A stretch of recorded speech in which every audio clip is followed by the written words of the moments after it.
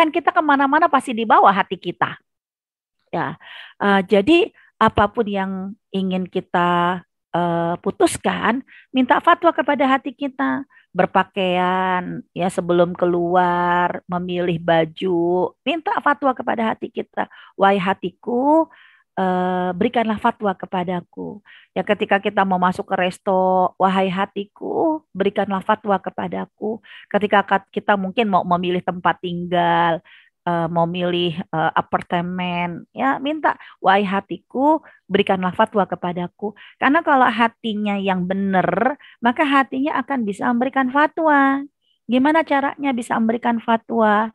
Ya, kalau di depan kamu adalah albir, kebaikan, maka hati ini akan memberikan fatwa dengan sinyal itmanat, ya, itminan, tenang, ya, di dalam diri kita, ya, tenang di dalam jiwa kita. Tapi kalau di depan kita apartemennya, baju yang kita pilih, resto yang akan kita masuki, teman, tetangga yang akan kita pilih, ternyata mahakafin nafs ngeganjel, watarodat dek dek dek dek dek dek dek, berarti hati kamu memberikan fatwa itu nggak baik, itu ada yang nggak benar, itu bisa memberikan mudarat kepada kamu. Nah, jadi kan harusnya nih, ya secara idealis, kalau kita kepingin beda dengan hatinya binatang ternak, ya kalau kita kepingin beda sama hatinya jin, kita kepingin hati yang benar-benar berfungsi, memahami, mendengar, melihat, dia mampu menembus apa ya, sinyal, ya mana yang baik, mana yang buruk. Mungkin mata kita nggak lihat, tapi ternyata hati nurani kita itu bisa menangkap. Jangan jalan situ, jangan pakai baju itu, jangan masuk ke resto itu. Nah, ini karena hati nurani kita sebening kaca, dia akan bisa menangkap, mendengar, melihat sesuatu yang mungkin tidak terlihat dengan kasat mata. Namun, ya, oh iya, ditambah lagi. Sampai dalam surat Al-Ankabut ya ayat 45, ini benar-benar yang namanya hati, perbuatan baik, ya dia akan tenang. Tapi kalau itu perbuatan yang fahsya, perbuatan yang menyakiti Allah, perbuatan yang mungkar, yang menyakiti manusia, ini benar-benar akan diberikan dan dikawal fatwanya untuk ditinggalkan. Jadi mampukah kita mengikuti nurani kita kalau ternyata sesuatu itu membuat kita nggak nyaman, sesuatu membuat kita berdebar, berarti hati kita berikan fatwa, itu fahsya, itu mungkar, nggak akan deh kamu tabrak, nggak akan deh kamu lakukan. Karena orang yang seperti ini menunjukkan tidak hanya hatinya bersih, tapi juga sholatnya ngefek, tilawahnya ngefek. Ya, sebab surat Al-Ankabut ini menceritakan tentang perintah Allah untuk membaca Al-Quran, perintah Allah untuk sholat. Ternyata baca Al-Quran, sholat itu nggak hanya sekedar membuat kita melaksanakan, ya dengan dengan perbuatan kita. Tidak hanya kita paham cara sholat, ya karena kita udah tahu fikihnya. Kita udah bisa baca Al-Quran dengan tajwid-tajwidnya. Enggak itu.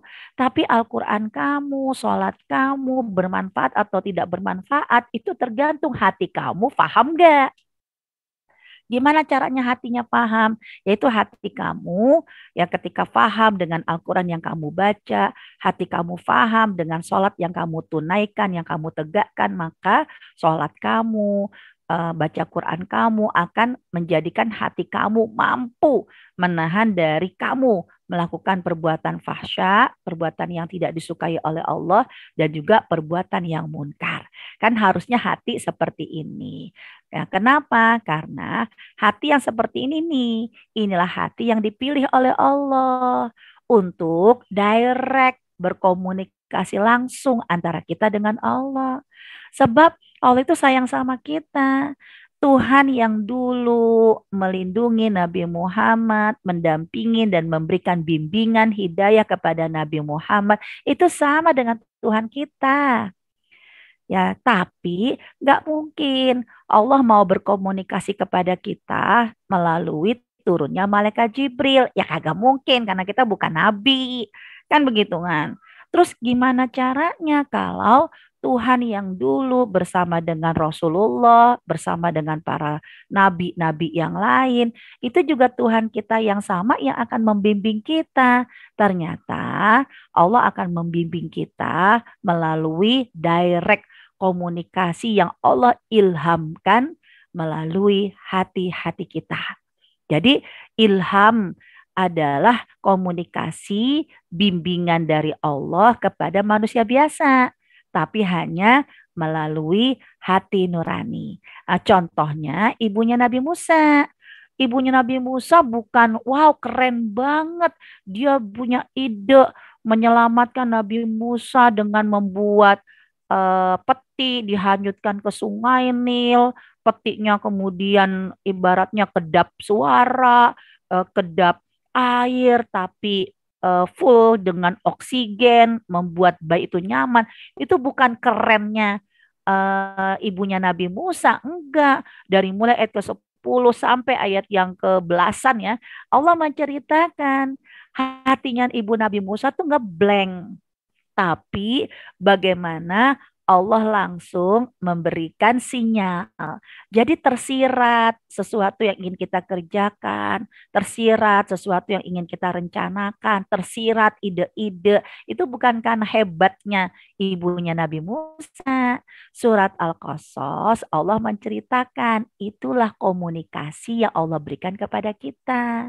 Jadi kita juga demikian. Terkadang ya kita mungkin punya ide, ya terkadang kita punya perencanaan, ya bisa jadi perencanaan, ide-ide yang kita pilih, ide-ide yang kita lakukan ketika memang kita orang baik, kita orang yang selalu menjaga hati, maka pada saat itu ide-ide kita memberikan manfaat bukan karena kamu, itu karena ilham dari Allah, terlintas, oh begini, begini, begini. Dan itu didukung oleh Allah. Allah ridho. Kenapa Allah ridho? Karena hati kamu juga tenang ketika melaksanakan itu. Ya, tapi ada kalanya juga ya Allah gak ridho, tetap Allah berikan dia kesuksesan. Padahal hatinya gak nyaman ya, kayak orang yang gak jujur, orang yang nyontek kan bisa jadi tetap sukses, tapi bisa jadi di saat dia dianggap sukses, dianggap berhasil, hatinya tuh gak nyaman ya karena pada akhirnya hatinya menolak. Kamu kan kamu itu sukses dengan kebohongan, ketidakjujuran kan gitu. Nah, itu bukan berarti kesuksesan yang barokah. Itu berarti kan namanya istidrot. Nah, jadi kita kan nggak kepengen, ya Allah, masa sih ya cuma isyarat lewat hati, Allah nggak mau berkomunikasi kepada kita. Masa sih ya Allah tidak mau ya mendampingi kita, membimbing kita secara langsung ya dengan pilihan yang nanti kita pilih itu adalah isyarat pilihan Allah Subhanahu wa taala. Masa sih jangan sampai Allah nggak mau seperti itu karena apa? Karena nauzubillah min zalik. Kalau hati kita ternoda. Jadi kalau eh, kita itu ya tidak punya sinyal hati, bahkan bisa jadi maaf ya kita nggak sensitif dengan hati kita menganggap kebaikan itu adalah ya karena gue gitu loh, atau kita ketika melakukan hal yang tidak baik ya kayaknya it's okay biasa aja gitu. Nah, berarti waspadalah, bisa jadi hati kita ternoda. Allah menutup komunikasi dengan kita. Ya kalau di dunia aja Allah nggak mau berkomunikasi dengan kita melalui siratan hati. Aduh, gimana nanti kita kepengen melihat Allah secara langsung kan gitu. Sebab banyak orang yang akhirnya begini, Ustazah, gimana ya caranya nanti ngebedain antara yang kita pilih ini adalah isyarat dari Allah atau nafsu kita, kan begitu. Ya, ada yang suka bertanya seperti ini. Ya contohnya misalnya, ya ketika para gadis nih mau memutuskan memilih atau menolak lamaran seseorang, ya kan memang yang diminta sama Allah Subhanahu wa taala ya dimulai yaitu dengan istafta qalbak, mintalah fatwa kepada hatimu. Gimana hati kamu? Hati kamu tenang atau hati kamu berdebar? Itu yang memang diminta sama Rasul seperti itu. Tapi kalau ternyata akhirnya ya Allah, kita butuh setelah kita mungkin ya, aduh kok kayaknya hati saya nggak nyaman, kayaknya gelisah ya. Berarti bisa jadi ya ada hal-hal yang istilahnya jodoh ini perlu di cek and recheck lagi. Laki-laki ini perlu dikonfirmasi lagi. Ya, ketika memang bawaan hati kita nggak nyaman. Nah, namun jangan sampai ketika hati kita deg-degan, hati kita nyaman, atau hati kita tidak nyaman, maaf, kita sudah punya kecenderungan. Kalau kita sudah punya kecenderungan, nanti akan menyebabkan kita jadi seperti melegalkan nafsu kita dengan pilihan Allah. Nah, maksud saya begini, Ustazah, saya udah sholat istikharah, ternyata apa? Saya menolak, kayaknya saya mantep ya tidak menerima jodoh ini. Tunggu sebentar, sebelum kamu menyampaikan kepada calon laki-laki ini, saya mau tanya dulu, Anda sholat istikharahnya sudah ada kecenderungan atau belum ada kecenderungan? Kalau udah ada kecenderungan menolak, jadi ngeliat ya Allah udah nggak asik banget dah mukanya misal, ya Allah nggak asik banget deh bodinya misal, karena dia mungkin ngebayangin wah kepengen ya style kayak Korea lah gitu kan, ya putih kan perbaikan keturunan kan gitu kan, ya dia udah berharap kan seperti itu, ternyata aduh kok kayak begini amat. Kalau Anda sudah punya kecenderungan menolak, sudah ada ya hasrat tidak suka, maaf, nggak boleh sholat istikharah. Dan menganggap dengan sholat istikharah hatinya tenang, mantap untuk menolak. Bahaya. Ya, karena nanti udahlah ibaratnya kecenderungan hati menolak, ya kita juga nggak tahu ini kecenderungan karena nafsu atau bukan. Lalu dengan dia sholat istikharah kan seakan-akan kayaknya penolakan dia terhadap laki-laki ini itu nggak cuman fatwa dari hati, nggak hanya isyarat ilham dari hati, tapi sampai sholat itu diturunkan juga apa jawabannya dari Allah. Ya coba kalau itu adalah kita gitu laki-lakinya. Ya Allah segitunya nolak gue gitu kan sampai ibaratnya ilham dari Allah. Sampai sholat itu menjadi jawaban penolakan. Ya bisa jadi padahal maaf. Ya dia sholat istikharah itu eh, bukan untuk menjadikan legalitas ya legitimasi itu dari Allah itu bisa jadi malah kita maaf menodai kesuciannya Allah menodai kemuliaan Allah berarti kita membawa nafsu kita ya atas nama Allah.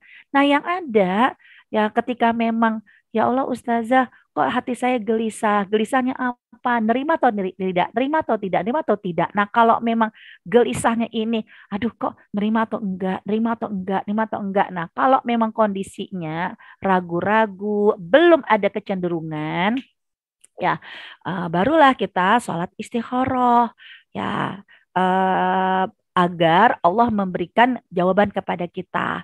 Kan seperti itu. Namun ketika nanti misalnya akhirnya jawabannya menolak, ya jawabannya menerima, ini benar-benar kembali kepada karakter kita. Sebab Allah Subhanahu wa taala hanya akan berkomunikasi langsung ke hati seseorang dengan syarat apa?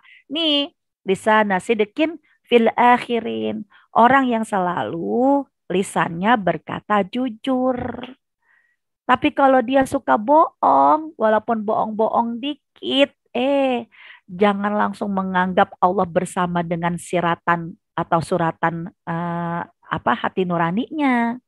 Ya, dia hanya berlaku ya bahwa siratan apa ya siratan hati benar ya Ya, jadi tersirat di hati, apakah itu tenang ataupun itu ragu-ragu, jika syaratnya adalah apa wajah ali filis lisana sidekin fil akhirin, orang yang selalu berkata jujur, karena kalau dia tidak berkata jujur, nggak mau Allah mendampingi dan Allah membimbing dengan siratan-siratan di dalam hatinya. Nah ini, nah sekarang berarti apa, ayo, kita kan nggak mau nanti akhirnya jadi bingung gitu ketika kita berdebar, aduh ini berdebarnya dari setan atau nafsu atau dari Allah, kan begitu. Ya. Atau kita ketika mau masuk ke restoran, wah, gimana mah? Tenang, hati bunda nyaman, hati bunda tenang. Berarti kalau hati bunda nyaman ini dari Allah. Kan jangan sampai kita menganggap ketenangan kita dari Allah, ketidaknyamanan kita juga dari Allah karena ada isyarat baik atau buruk. Padahal maaf, hatinya konslet, hatinya itu ternoda. Nah, untuk itu kita harus berhati-hati sekali. Jangan sampai ada hal-hal yang menyebabkan hati itu ternoda. Karena kalau sudah hati itu ternodai, ya Allah tidak akan mau membersamai kita. Ya, apa itu contohnya? Beberapa noda-noda dosa yang bisa membinasakan. Ya, kenapa disebut dengan membinasakan? Boro-boro mau didampingi oleh Allah untuk memilih baik yang buruk melalui siratan hatinya. Ih, dosanya dia yang membuat hatinya itu gelap, keras, itu tak terampuni. Gak diampuni. Apa itu? Di antaranya adalah syirik. Syirik ya yang kita khawatirkan bukan syirik yang apa ya? Syirik eh syirik terang-terangan gitu. Ya, jadi kita menyembah berhala, kita maaf ya, misalnya mendatangi dukun yang berjubah hitam dengan tengkorak, enggak dah. Kita enggak begitu. Tapi yang kita khawatirkan adalah syirik yang tersembunyi. Ya, seperti apa syirik yang tersembunyi? Ya, syirik yang tersembunyi kan ada beberapa hal. Pertama, apa yang diingatkan oleh Rasulullah SAW, yaitu ar-riya. Ya, syirik tersembunyi adalah ria. Apa itu ria? Ketika kita melakukan segala sesuatu bukan mencari ridho Allah. Kita melakukan sesuatu bukan tujuannya karena Allah. Ini bisa syirik kalau kita terbiasa menjadi hamba dinar. Jadi ada dalam hadis Rasulullah, hati-hati hamba dinar, hamba dirham. Kalau dia menjadi hamba dinar, hamba dirham, maka Allah akan berikan dirham. Allah akan berikan dinar untuk dia. Tapi Allah tidak akan memberikan ridhonya. Nah, dengan demikian kita jangan sampai jadi hamba upahan yang sifatnya ya hanya untuk mendapatkan apa yang kita inginkan dari kebutuhan dunia. Ya contoh sederhana. Ya sekarang dimulailah agar hati kita ini selalu bersih, hati kita ini selalu jernih. Hal yang sekecil apapun dalam melakukan aktivitas rumah tangga. Kita masak, kita bersih-bersih, beberes rumah, kita melayani suami, kita melayani dan mendidik anak-anak, yang membimbing mereka. Udah, kita semua niatnya lillahi ta'ala. Ya Allah, hanya untukmu, hanya mencari ridhomu. Dan itu harus selalu didoktrin hati kita. Ya Allah, ya, jadi kalau misalnya mau masak, jangan masak ya tujuannya apa? Biar nanti anak-anak makan, biar nanti suami juga makan, ya biar nanti ya mereka akan semakin sayang, cinta kepada ibunya. Kalau itu cuma tujuan kita, berarti kita adalah budak kasih sayang dari suami dan anak. Bisa jadi nanti suatu saat akhirnya apa?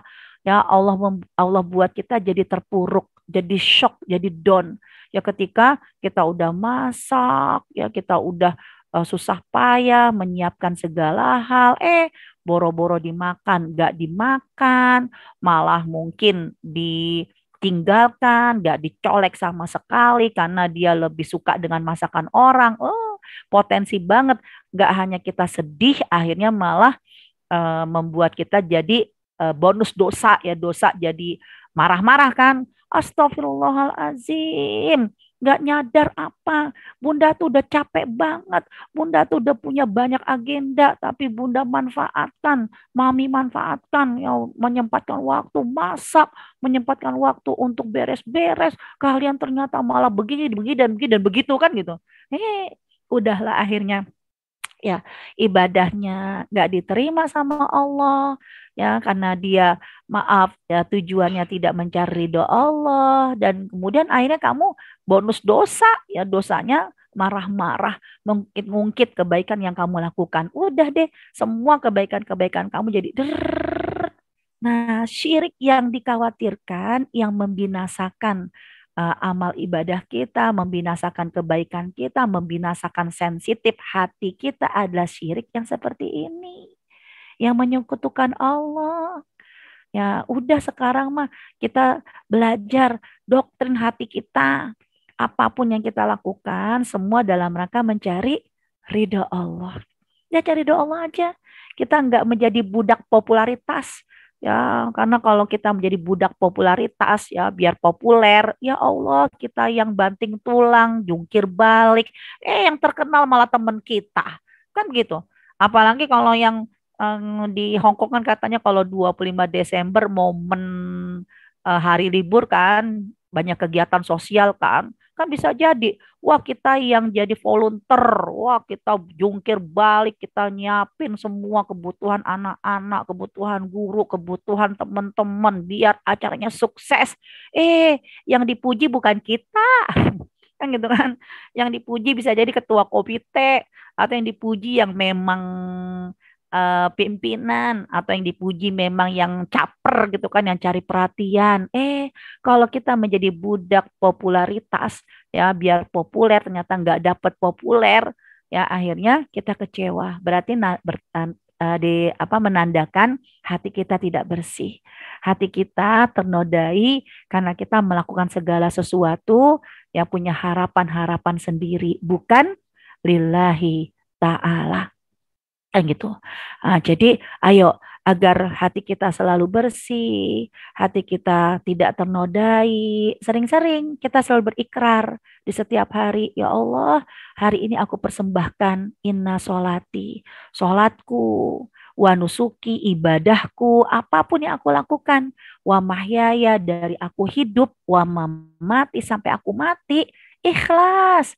Lillahi Rabbil Alamin. Hanya untukmu. La syarikalahu. Ya Allah, aku gak akan pernah mensekutukanmu. Wabidzalika umirtu. Karena itu yang kau perintahkan kepadaku. Wa ana awwalul muslimin. Nah, ini jadi syirik ya dengan tidak ikhlas, tidak mencari ridho Allah. Ini sedikit demi sedikit, sedikit demi sedikit akan membuat noda hitam. Kalau noda hitam sudah terbiasa di hati kita, ya udah Allah nggak akan mau membersamai kita. Yang pertama. Yang kedua, apa yang menjadi dosa yang membinasakan? Sihir. Nah, sihir yang kita khawatirkan bukan sihir yang kita mendatangi dukun-dukun ya dengan tengkorak hitamnya. Enggak. Sekarang mah sihirnya, ya dukunnya itu berupa apa? Ya berupa inilah ya berupa aplikasi di Facebook, berupa aplikasi. Tahunya sih Facebook, kalau IG saya belum lihat. Ya, saya pernah lihat itu di Facebook. Ya, misalnya apa? Saya pernah satu kali ya ketika penasaran aja, ini kenapa ya kok banyak sekali teman-teman medsos saya ya kemanakah tahun ini ya kan gitu ada tuh ya mulai dari mirip siapakah Anda kemudian eh, apa tahun ini ke negara manakah, kota manakah yang ada kunjungi, kan gitu kan? Wah itu, saya bilang gini, ini permainan atau apa ya? Nah, saya coba klik tuh, saya telusuri, ternyata ya Allah, inilah yang namanya setan. Setan itu kepingin agar kalaupun orang itu sholat, tapi bisa jadi 40 hari sholatnya nggak diterima. Gara-gara apa? Gara-gara dia percaya dengan ramalan nasib. Kan gitu. Siapa yang mendatangi paranormal, lalu percaya dengan paranormal itu, kan sholatnya nggak diterima 40 hari. Nah sekarang paranormalnya udah bukan offline, paranormalnya juga virtual, kan gitu kan. Nah itu begitu saya buka, saya coba lihat, oh ternyata banyak itu pilihan-pilihan multi choice ya yang diinginkan, tidak hanya negara manakah Anda, sampai ada ya apakah pekerjaan Anda ini adalah pekerjaan yang pas untuk Anda. Ya, apakah jodoh Anda adalah jodoh yang pas untuk Anda? Wah, ini kalau udah bicara tentang nasib tatoyur, baik atau buruknya satu benda, ya satu keadaan, tergantung perhitungan waktu, ya tergantung undian, tergantung tebak-tebakan. Ini udah masuk dari permainan setan. Nah, gitu. Ini bahaya sekali. Ya, jangan sampai ya tanpa kita sadari, akhirnya ya kita terjebak lah ya, karena memang yang namanya manusia kan paling seneng mengetahui sesuatu yang akan terjadi. Minimal dua deh. Apa itu? Keuangan dan asmara. Kan gitu kan. Saya jadi ingat anak saya kemarin eh, 2 minggu yang lalu kali dia nanya sama saya, Umi, kan ada bintang-bintang itu kan ada namanya planet-planet kan, ada Merkurius, Venus, ya dengan bintang-bintang apa ya kayak kejora, ya terus ada juga bintang Aquarius, Leo, Sagittarius. Kenapa sih kata anak saya? Kenapa sih kalau yang Aquarius, Sagittarius, kemudian apalagi Leo gitu. Itu kok nggak boleh sih Mi gitu kan. Karena bintang itu fungsinya dua. Nah, pertama dalam surat Al-Muluk ya. Walaqad zayyana sama ad-dunya bimasabiha. Jadi fungsi bintang yang pertama itu untuk keindahan langit ya dan juga untuk petunjuk dalam masalah ini ya arah ya kan. Itulah bisa jadi nanti ilmunya kan ilmu astronomi. Ya, ilmu astronomi, ya itu di Indonesia kan di ITB tuh, astronomi. Nanti melihat bagaimana bintang ini, bintang itu, dan dengan nama-namanya silakan. Itu adalah ilmu sains, bintang-bintang yang memang diciptakan oleh Allah untuk keindahan dan bisa jadi petunjuk arah. Tapi jangan lupa ada lagi bintang yang fungsinya adalah rujumalis syayatin untuk senjatanya malaikat nimpukin setan. Kenapa? Karena setan menjadikan bintang-bintang ini sebagai ramalan nasib. Makanya akan dijadikan bintang-bintang ini sebagai senjata nimpukin setan itu. Nah, bintang-bintang yang dijadikan ramalan itulah yang disebut dengan ilmu astrologi. Kan gitu kan, yang adanya Aquarius, Venus bukan Venus, Venus mah astronomi, Aquarius, Gemini. Sagittarius, Gemini, kan begitu kan? Nah, itu nama-nama bintang dengan ilmu astrologi, tapi astrologi ini adalah ilmu dengan ramalan yang memang setan itu tugasnya mencuri berita karena manusia paling seneng sesuatu yang akan terjadi. Minimal dua, asmara dan keuangan, kan gitu kan? Nah, ini kalau kita ya bermain dengan itu, lalu akhirnya tersirat percaya, oh waspadalah Desember duka misalnya, Desember keuangan Anda harus hemat kan bisa jadi, waduh ya ada masalah ini masalah itu, oh bener banget itu ramalannya. Ya ramalan memang setan akan memberikan bocoran yang pertama harus benar. Karena kalau bocoran yang pertama nggak benar ya orang agak mau lagi, ya kan gitu. Harus benar. Tapi nanti gara-gara ini menyebabkan kita 40 hari sholatnya tidak diterima. Kalau sholatnya aja 40 hari tidak diterima, berarti menunjukkan Allah nggak suka. Dan Allah terputus komunikasi dengan orang yang seperti ini. Berarti hati-hatilah dengan dosa yang membinasakan. Sihir, ya keyakinan, ketenangan hati, ya dengan kita membaca ramalan-ramalan. Yang berikutnya apa lagi? Durhaka kepada kedua orang tua. Nah ini udah hal yang pasti ya. Dan tidak hanya orang tua, tapi yang kita khawatirkan juga siapa? Mertua. Ya misal, saya suka sedih. Ustazah, kenapa ya? Dan apa sih sebenarnya bagaimana hukumnya dan berapa haknya ibu mertua ya dari uang mantu gitu kan. Jadi berapa sih? Ya kenapa kan bisa jadi juga kok kayaknya seberapa sih persentase haknya ipar dari uang suami kita, haknya ponakan dari uang suami kita. Saya bilang, kenapa sih kamu ngomong kayak begitu? Kalau kamu ngomong kayak begini, menandakan maaf, hati kamu belum bersih. Kalau hati kamu belum bersih, hati kamu masih julid, ya ini bisa mengakibatkan hati kamu kotor. Kenapa? Karena indikasi ini bisa durhaka, tidak hanya dengan orang tua, tapi durhaka dengan mertua. Akhirnya apa? Ya gara-gara kita merasa resah kan, suami ngasih ke ibunya, suami ngasih ke anak, ke apa ponakannya, suami ngasih ke adiknya, suami ngasih ke saudara kandungnya, ke pamannya, kan membuat kita akhirnya jadi gelisah, nggak nyaman, dan maaf, ini bisa menyebabkan kan gesekan. Nah, gara-gara gesekan ini, udah deh, kayak drama banget. Pilih aku atau ibumu, kan gitu kan?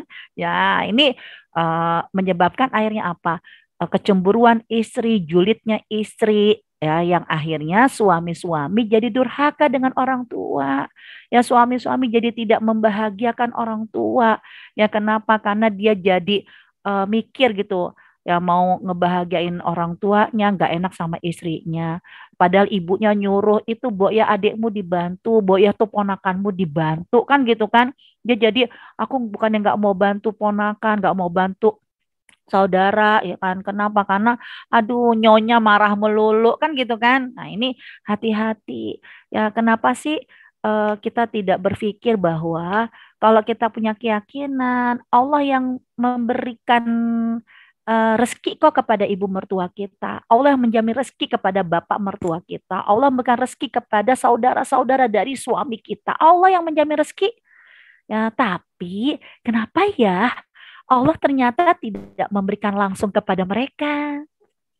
Ya, Allah gampang sebenarnya Allah tuh memberikan rezeki mertua kita, saudara-saudara suami kita, langsung dari Allah itu gampang melalui tangan-tangan mereka. Tapi ternyata Allah nggak memberikan langsung kepada mereka. Allah nitipnya lewat tangan kita karena Allah percaya sama kita. Nah, kalau ini yang sudah menjadi mindset kita, maka ketika ibu mertua kita mau ngomong sama kita, mau ngomong sama suami kita, diem-diem, minta dibeliin ini, minta dibeliin itu, kita dengar, kita nggak dengar, kita nggak tahu, kita nggak bakalan merasa resah. Kenapa? Oh, ternyata apa? Ya Allah, Engkau percaya kepadaku. Rezekinya mereka tidak Allah berikan kepada mereka secara langsung. Tapi rezeki mereka Allah titipkan lewat tangan-tangan aku.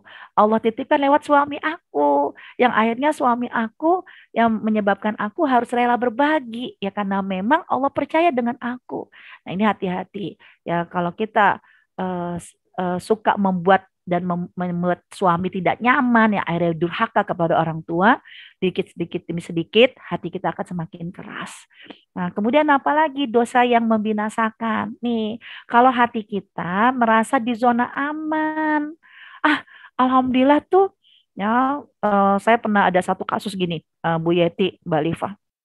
Kan ada ya Ustazah di dalam surat Al-Anfal, ya wa makana Allah mu'adzibahum wa hum yastaghfirun. Allah nggak akan mengadab satu kaum selama kaum itu beristighfar. Udah, Jakarta mah aman, banyak yang istighfar gitu kan.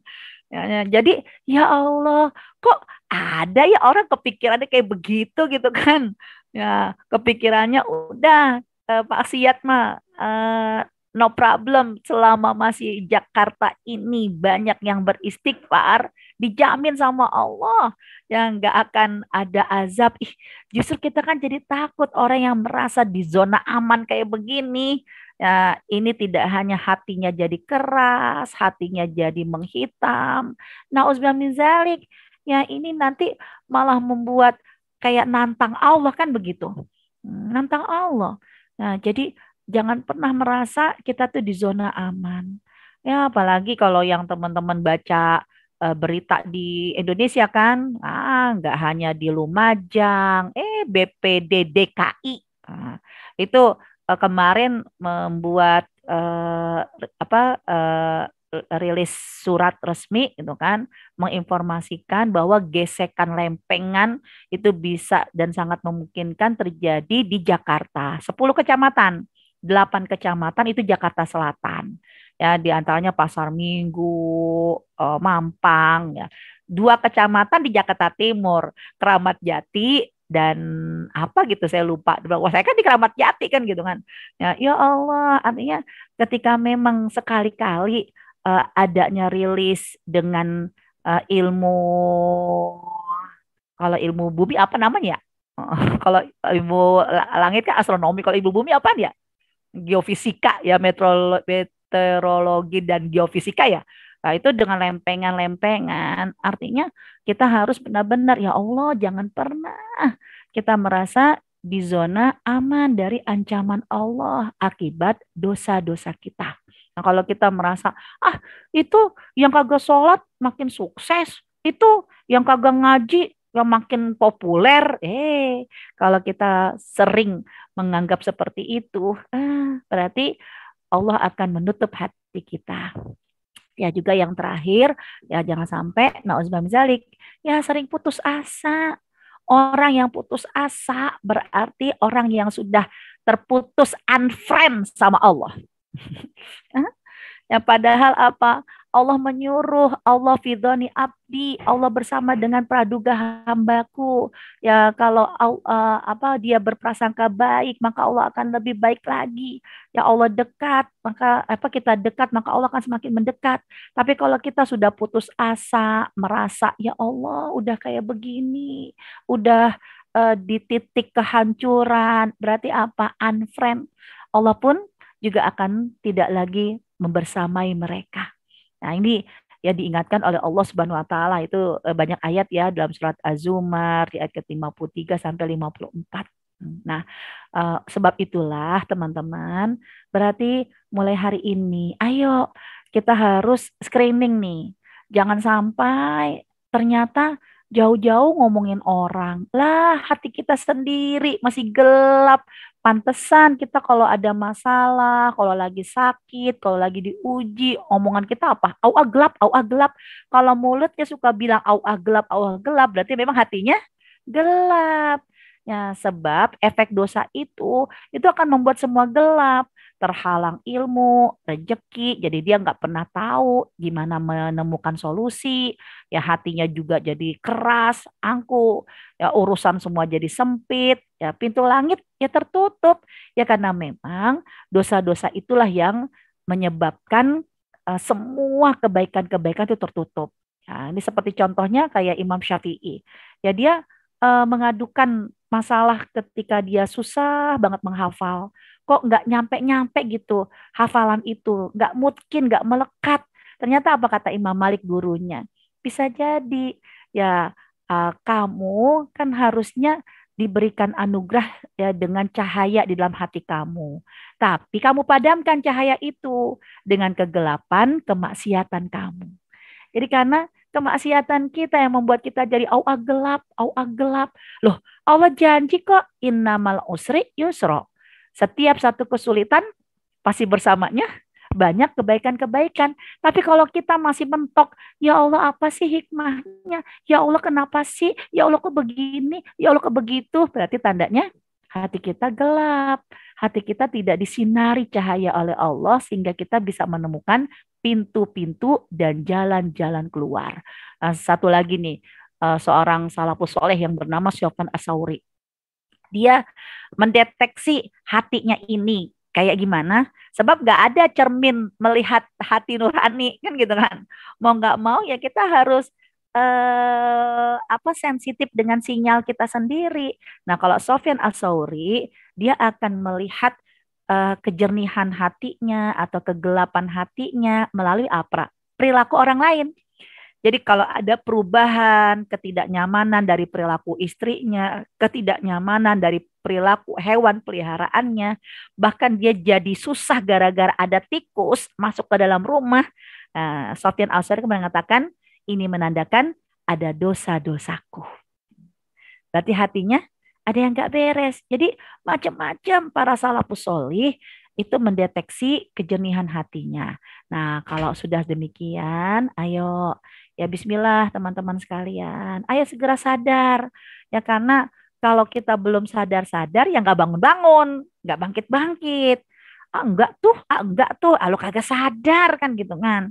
Ya harus sadar dulu. Kalau kita sudah sadar, ya bagaimanakah kualitas hati kita screening hati kita, baru kita lanjutkan ya dengan menjaga hati kita melalui doa yang ada dalam surat Ali Imran ayat ke-8. Rabbana la tuzigh qulubana ba'da id hadaitana wa hab lana min ladunka rahmah. Ya Allah, ya jangan engkau akhirnya condongkan kami kepada kesesatan, padahal dari dulu Allah tuh sudah memberikan petunjuk kepada kita. Allah itu udah sayang sama kita. Informasi taklim di mana-mana. Kita punya teman lingkungan yang baik menjaga kita. Kita punya suami, punya keluarga yang baik sama kita. Tapi ternyata petunjuk-petunjuk yang sudah Allah berikan kepada kita, kitalah yang menutupnya. Dan kita minta kepada Allah, jangan sekali-kali la tuzigh qulubana. Jangan Allah palingkan hati kita jadi doyan dengan kemaksiatan, doyan dengan kesesatan, doyan ya dengan menyakiti orang lain. Ya setelah Allah telah bimbing kita, memberikan hidayah kepada kita. Ya innaka antal wahhab, karena sesungguhnya engkaulah yang maha pemberi anugerah rezeki ini. Wallahu a'lam bishawab. Insya Allah. Jazakillah khairan Ustazah. Pemaparannya ilmunya sangat-sangat membuka hati kita. Semoga teman-teman juga demikian. Kita memasuki sesi tanya jawab sekarang. Untuk ibu-ibu semua, silahkan kalau ada yang ingin dipertanyakan, bisa secara langsung atau ditulis di kolom chat. Monggo, saya persilahkan. Saya dulu deh Mbak Yeti. Monggo Mbak Lipa. Apa Ustazah? Siap. Izin bertanya Ustazah. Tadi kan yang Ustazah katakan itu kan dosa yang membinasakan, itu kan kayak seperti salah satunya kan sihir itu ya. Iya. 40 hari sholat kita nggak diterima. Nah itu gimana tuh cara bayarnya kita supaya menutupi 40 harinya itu. Nah misalnya apa namanya di kemudian harinya kita melakukan kesalahan lagi gitu. Wah. Jadi kan itu logikanya itu jadi double nggak sih? Jadi kayak 80 gitu loh totalnya. 40 hari ini kita belum selesai udah ditambah lagi gitu loh. Dan misalnya kalau ada yang berpikiran gini gimana Ustazah? Ya udahlah, kalau misalnya 40 hari nggak diterima, ya udah mendingan nggak usah sholat aja sekalian. Tuh gimana kalau punya pandangan seperti itu saja? Mohon penjelasannya Ustazah. Saya lagi nyatet nih. Karena satu kasus tapi 3 poin yang ingin saya garis bawahi di sini. Pertama, memang awal mulanya Allah itu sayang sama kita. Allah itu tahu banget manusia ini tempatnya salah, tempatnya lupa. Makanya ketika dia melakukan kesalahan, diberi tempo mengulang kesalahan yang sama hanya 3 kali. Gitu loh. Jadi misalnya nih, kita baca ramalan lah. Oh, ternyata begini. Oh gitu kan. Berarti kan pada saat itu ya sholatnya tidak diterima 40 hari. Ya, udah astagfirullahalazim kan gitu kan. Itu kasusnya. Yang kedua bukan ramalan, bintang. Tapi apa? Apa? Feng Shui apa? Feng Shui apa? Bacanya gimana? Iya, kayak gitulah. Feng Shui. Itu dah tuh. Itu kan. Wah ini harus begini kan gitu kan misalnya. Ya maka kalau nggak begini begitu. Oh kita percaya kan. Kesalahan yang sama terulang 2 kali. ya astagfirullahalazim kan gitu kan. Kalau langsung istighfar tidak langsung menindaklanjuti lebih aman. Tapi kalau langsung menindaklanjuti ini kan yang repot ya kan. Atau astagfirullahalazim ya Allah. Ya namanya manusia ya ya menjamin sesuatu yang akan terjadi agar lebih aman kita udah tahu siap-siap bocoran kan sesuatu yang memang asik banget gitu yang memang kita butuhkan banget. Astagfirullahalazim 2 kali masih dimaafkan. Yang ketiga kali bukannya dengan rumah kan kalau Feng Shui itu kan rumah ya.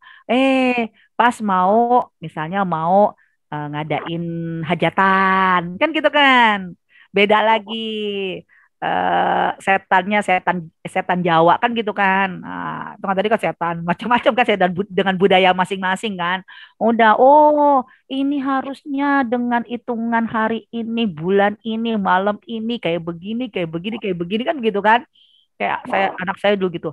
eh ada gitu orang yang gitu. Anakmu itu lahir Jumat Kliwon, maka nanti kalau kamu ini dia sakit begini bilang la ilaha illallah gitu kan.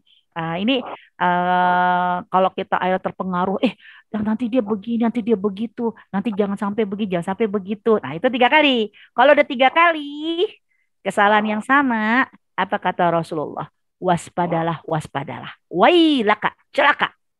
Berarti itu sudah menjadi karakter, sudah menjadi kebiasaan. Jadi kesalahan yang sama dimaafkan kalau sampai 3 kali. Nah sekarang nih, ya Allah Ustazah, udah lebih kali 3 kali kan gitu kan. Gimana nih?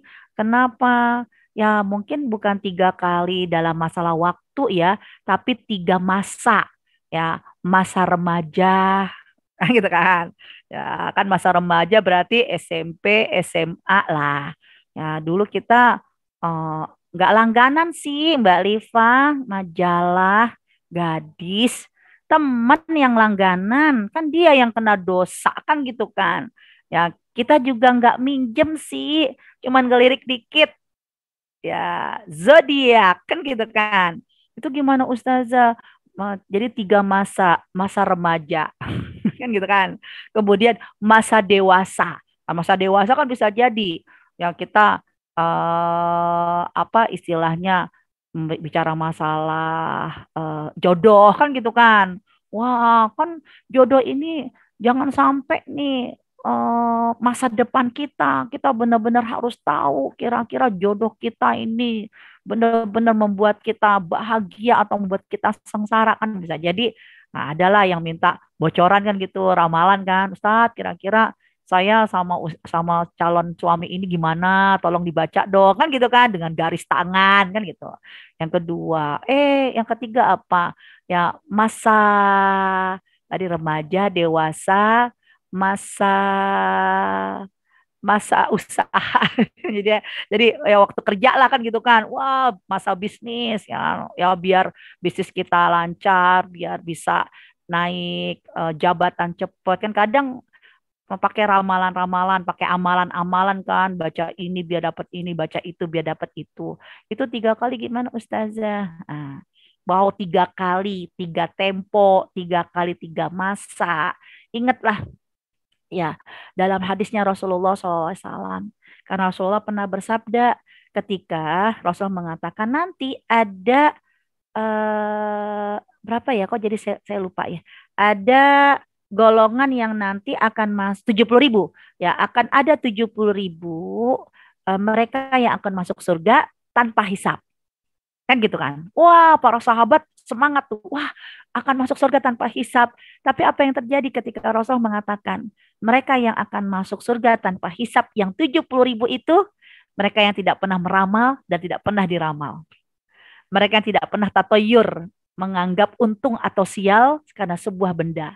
Ya misalnya kayak bunyi burung. Wah, tanda ada yang mau meninggal. Kan gitu kan. Mata kedut-kedutan sebelah kanan atau sebelah kiri itu kan namanya tatoyur.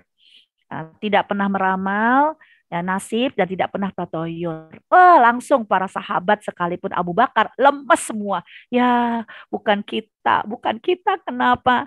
Karena nggak ada kan sebelum Nabi Muhammad jadi nabi yang tidak pernah melakukan ramalan, tidak pernah melakukan tatoyur. Kan semuanya tatoyur, semuanya kan meruqyah, ya diruqyah, ramalan kan gitu. Udah pada lemes semuanya. Sehingga para sahabat mengatakan, ya mungkin itu adalah nanti anak keturunan kita yang lahir setelah bapak ibunya adalah kita telah beriman. Kan mereka akan lahir dalam keadaan beriman. Udahlah, Rasul keluar. Kalau Rasul keluar, Rasul nanya, ada apa dengan kalian? Ini Rasul, kita tuh lagi ngomongin yang 70.000 masuk surga tanpa hisab. Mereka tidak pernah meruqyah, tidak pernah diruqyah, tidak pernah meramal, tidak pernah tatoyur. Aduh, kita tuh lagi mikir, lagi ngomongin, aduh, padahal kepengen banget kita ya, tapi kayaknya nggak mungkin kita. Tiba-tiba ada seorang sahabat yang bernama Ukasha. Apa kata kata Ukasha? Iya Rasulullah, dia tunjuk tangan. Doakanlah Ukasha masuk ke dalamnya. Langsung apa kata Rasulullah? Naam, ya Ukasha, kamu akan masuk ke dalamnya. Wah, padahal mereka tahu, ya Ukasha kan dulu sama kita. Ya kan, tukang kedukun, kan gitu kan, tukang ramal. Ternyata begitu Ukasha tunjuk tangan dan disebut oleh Rasul, iya kamu akan masuk ke dalam surga tanpa hisab. Akhirnya apa? Semua sahabat kan tunjuk tangan. Ya Rasul saya. Ternyata apa kata Rasul? Maaf, kalian sudah didahului oleh Ukasha. Jadi untuk kalangan para sahabat tereliminasi. Gak ada yang masuk kecuali Ukasha. Kenapa? Karena 69.999 Allah persilahkan untuk diisi listnya nama-nama kita ukasah-ukasah kontemporer. Yang bisa jadi dulu mah kita ya Allah dikit-dikit ya minta dibaca garis tangan. Dikit-dikit ya minta ya sekedar bocoran dari ustadz kan gitu kan. Tapi sekarang ya Allah itu adalah masa lalu. Masa lalu dan aku ingin melis namaku di antara 69.999 itu dipersilakan untuk diisi oleh ukasha-ukasha kontemporer. Wallahu a'lam bishawab. Terus Ustazah kalau yang di tengah-tengah kepala kita ini nih, ini ada satu, ada dua tuh dipercaya juga nggak sih? Kalau dua ntar ini. Itu namanya tatoyur. Sama Apa itu kan ya? tatoyur? Tatoyur itu artinya menganggap untung atau sial karena sebuah benda. Beda dengan ilmu, kayak anak saya nanya begini, Umi, kemarin adik nanya apa ya dek? Yang mata ya dek? Ya, saya pakai gini pasti dia kagak denger dia. Hah?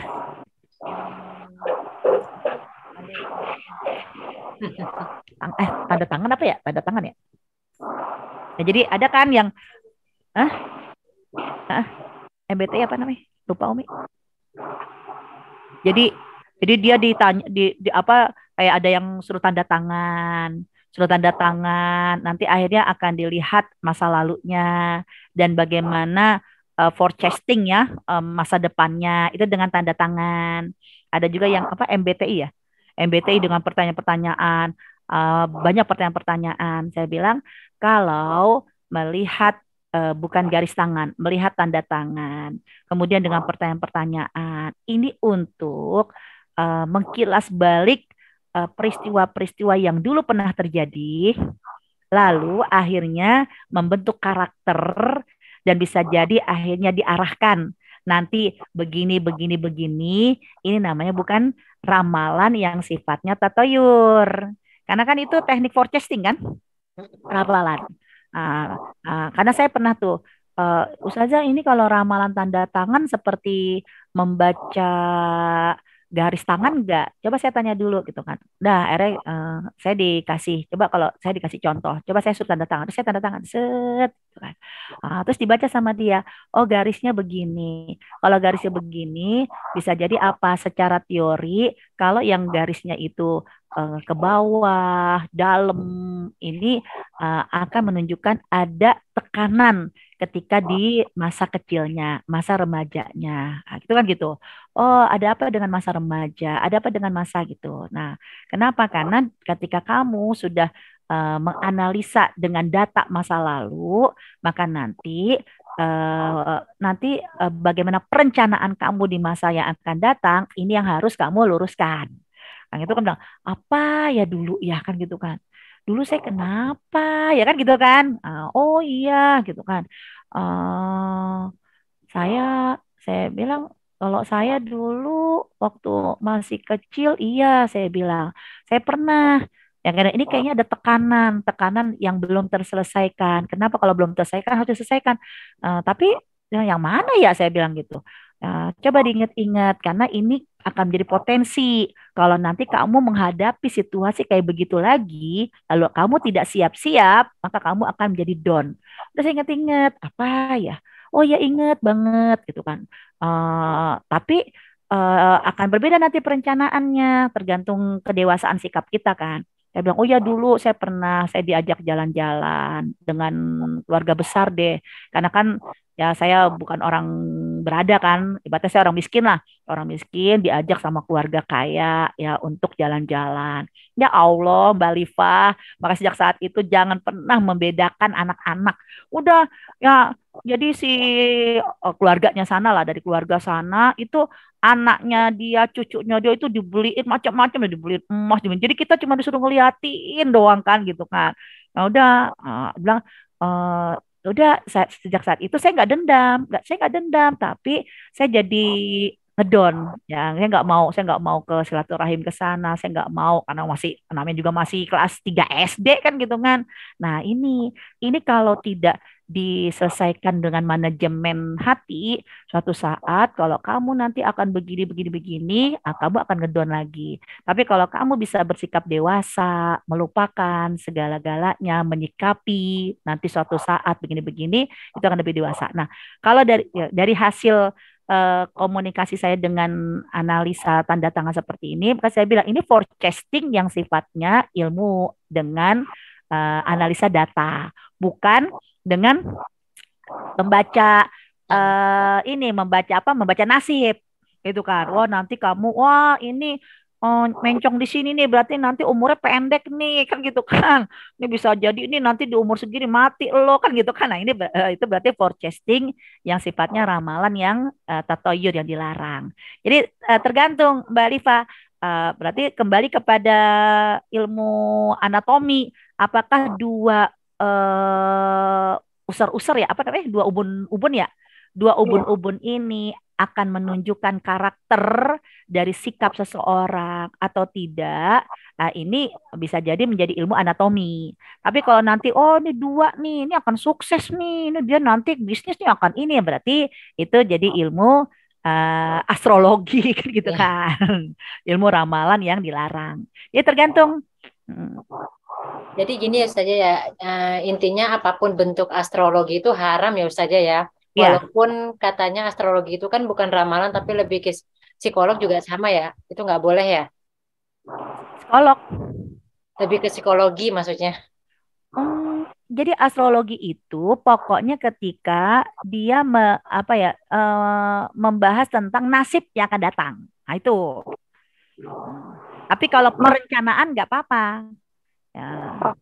Berarti kalau misalnya tentang kepribadian seseorang kayak tadi Ustazah sempat menyinggung tentang kayak Gemini, Libra dan lain-lain begitu, kan ada ya Ustazah yang dari itu mereka membuat kayak analisa kepribadian seseorang. Oh, Gemini itu misalnya setia dan lain-lain, mudah jatuh cinta apa. Itu kalau kita mempercayainya itu juga termasuk dosa tatoyur atau exemption Eh, atau Kalau masuk? berkaitan dengan eh, berkaitan dengan karakter seseorang, sifat seseorang itu kan memang karena lingkungan segala macam itu nggak apa-apa. Cuman memang setan ini kan dia ibaratnya pandai banget Bu Mbak Yeti, ya kan?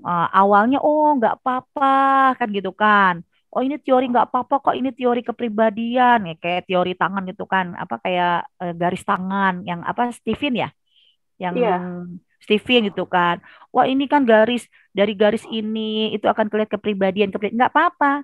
Ya kalau memang itu berdasarkan analisa dari pola yang memang kalau terbentuk dengan model garis tangan seperti ini, maka dia akan tipe orang yang begini-gini nggak apa-apa. Cuman ingat-ingat, setan nggak bakalan menyerah sampai di situ aja.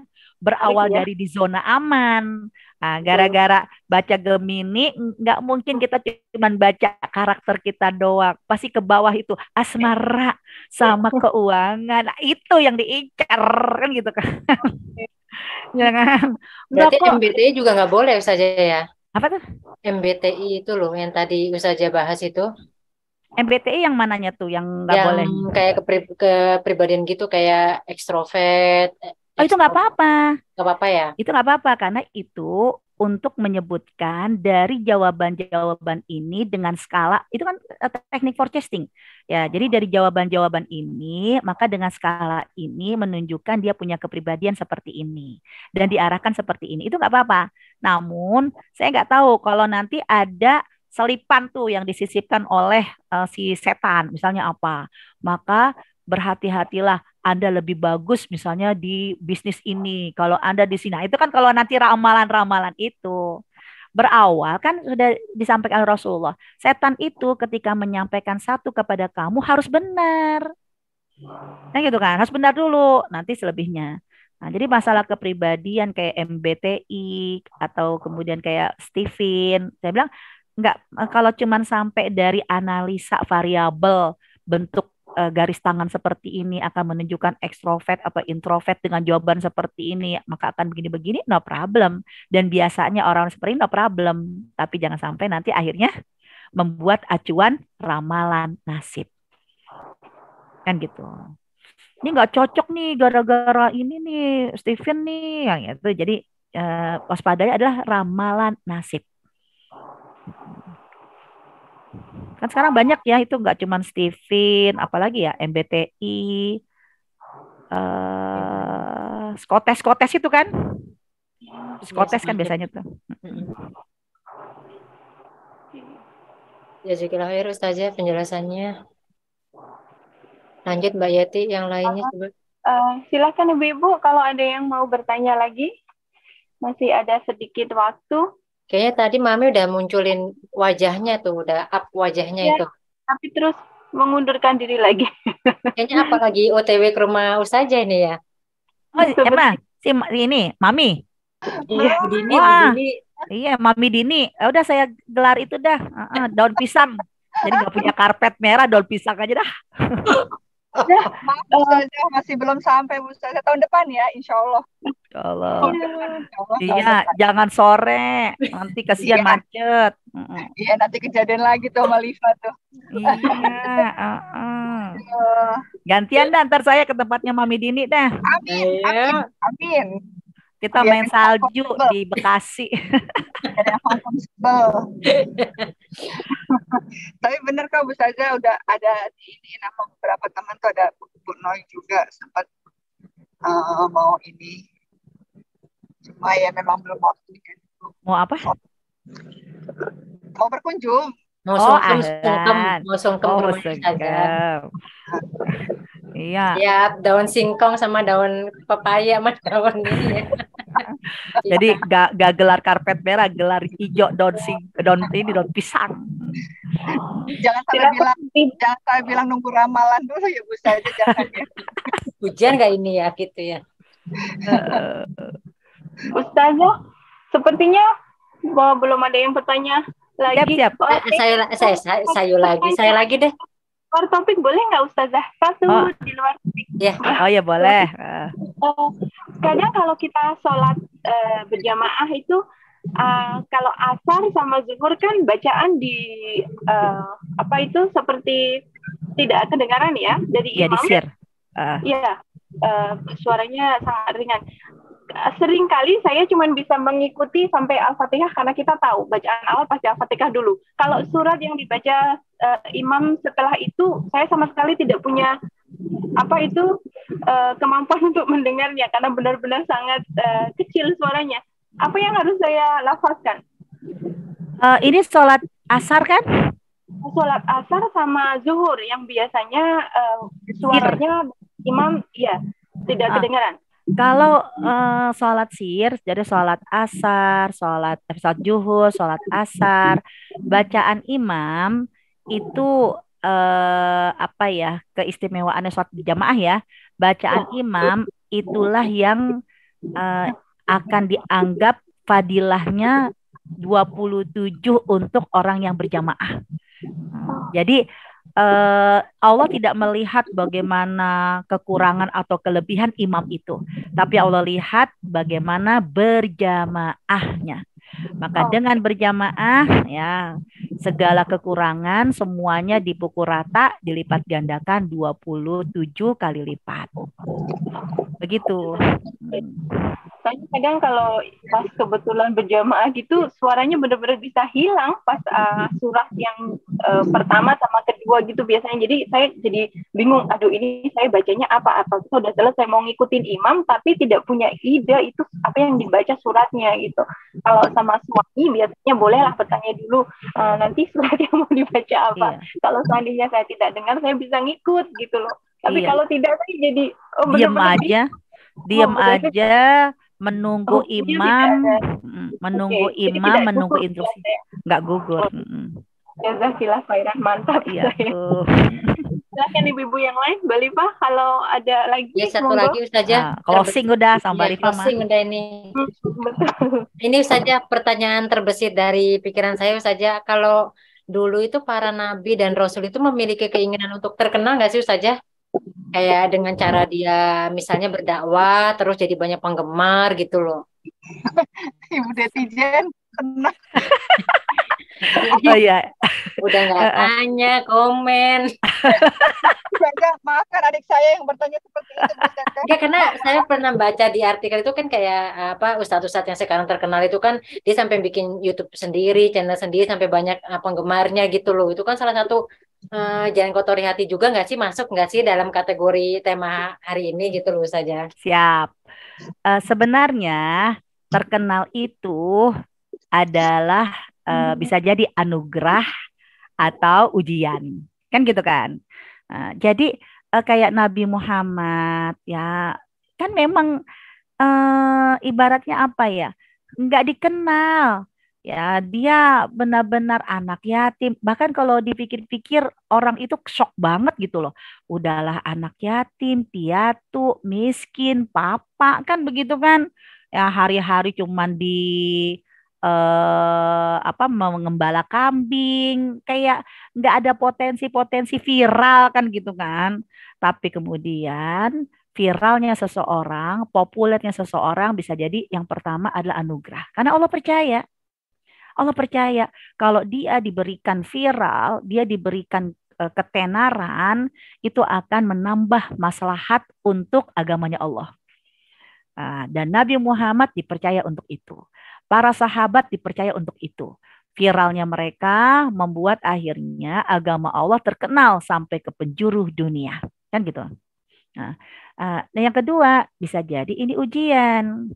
Kenapa? Karena kalau dia akhirnya maaf ya menjadi sombong, kemudian akhirnya bukan untuk syiar agamanya Allah, tapi untuk gue gitu loh, gitu kan. Nah, ketenarannya bisa jadi na'udzubillah min dzalik, ini adalah istidraj, kan gitu kan. Istidraj. Jadi ada kalanya tenar itu bukan nawaitu. Tenar itu bukan niat, Balifah. Ada kalanya. Tapi Allah percaya dia akan menjadi tenar karena dengan ketenaran dia, syiar agama Allah semakin maslahat. Nah, ketika ada yang memang bersengaja untuk tenar, ya namanya manusia ya Allah pun diberi kesempatan untuk Allah memberikan kesempatan kepada manusia itu. Mungkin awalnya kepengen tenar biar ikut-ikutan lah. Awalnya niatnya ikut-ikutan. Niatnya biar tertenar. Suatu saat banyak orang yang mendoakan. Banyak orang yang mengkritik. Akhirnya apa? Dia bertaubat kan gitu kan. Akhirnya dia manfaatkan ketenaran ini ya untuk mencari agama Allah. Ya namanya iman itu kan naik dan turun. Kan gitu kan. Yang penting Nah, tenar atau enggak tenar, tetap Allah ridho. Kan gitu kan. Jangan sampai kagak tenar, Allah kagak ridho. Iya, Astagfirullahaladzim. betul betul saja.